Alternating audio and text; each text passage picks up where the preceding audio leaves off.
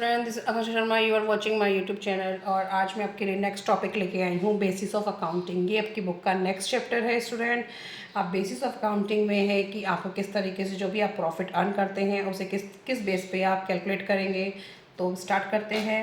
Profit earn और loss incurred by the business can be determined other by cash basis of accounting, accrual और mercantile base of accounting. इसको accrual भी बोलते हैं और mercantile base of accounting भी बोलते हैं।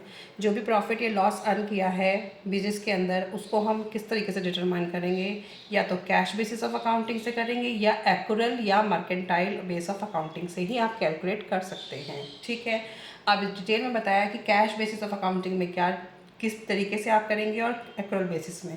तो ये थ्योरी सी मैंने आपको समझाने के लिए थ्योरी लिखी है। ठीक है, Transactions are recording in the books of accounts on cash being received or paid. Cash basis of accounting जो है ये, इसके अंदर जो भी ट्रांजेक्शन्स रिकॉर्ड करनी है वो कौन सी करनी है, जिसमें आपको डायरेक्ट कैश मिला है या आपने कैश पे किया है। Actual cash received, actual cash पे, वो आपकी कैश बेसिस ऑफ अकाउंटिंग में रिकॉर्ड होगा।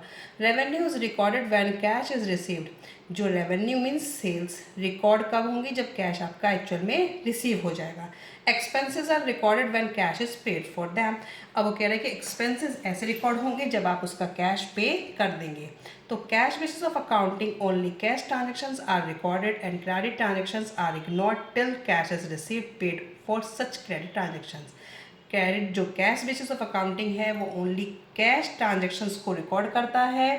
क्रेडिट ट्रांजेक्शन्स को इग्नोर किया जाता है जब तक कैश रिसीव या पे ना हो जाए उन क्रेडिट ट्रांजेक्शन्स का। ठीक है, एक सिंपल लैंग्वेज है।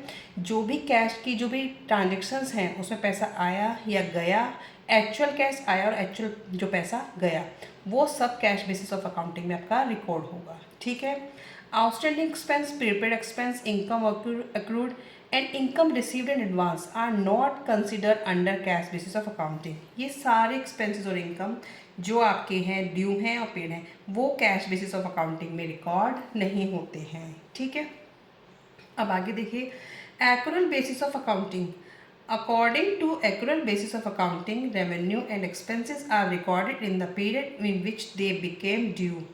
वो कहता है कि जो एक्रूअल बेसिस है वो रेवेन्यू और एक्सपेंसेस को जो रिकॉर्ड करेगा जिस पीरियड में वे हुए हैं। ठीक है, जिस पीरियड में उनका आपने खर्चा किया है। आगे देखते हैं, rather than when they are received और पेड। उसमें नहीं, जहाँ पे वो रिसीव और पे होगा वो कब रिकॉर्ड किए जाएंगे, जब वो हुए हैं, एक्चुअल में हुए हैं। जैसे कि अब आपके दिसंबर में कोई आपके एक्सपेंसेस हुए हैं तो दिसंबर में ही रिकॉर्ड किए जाएंगे। ये नहीं कि आपका जो पैसा है, जो आपने पैसा दिया होगा वो पैसा आपने जनवरी में दिया तो जनवरी नहीं, दिसंबर में। ठीक है, revenue is recorded when sale और आर मेड और सर्विस आर रेंडर्ड। वो कह रहा है कि सेल्स जब ही रिकॉर्ड करी जाएंगी जब सेल एक्चुअल में हुई है या सर्विस आपने रेंडर्ड की है, सर्विस किसी को प्रोवाइड कराई है। ये नहीं कि irrespective of the fact whether cash is received. वो ये कह रहा है कि ये नहीं होना चाहिए कि जब कैश रिसीव हो या आपने नहीं हो तब आप करेंगे।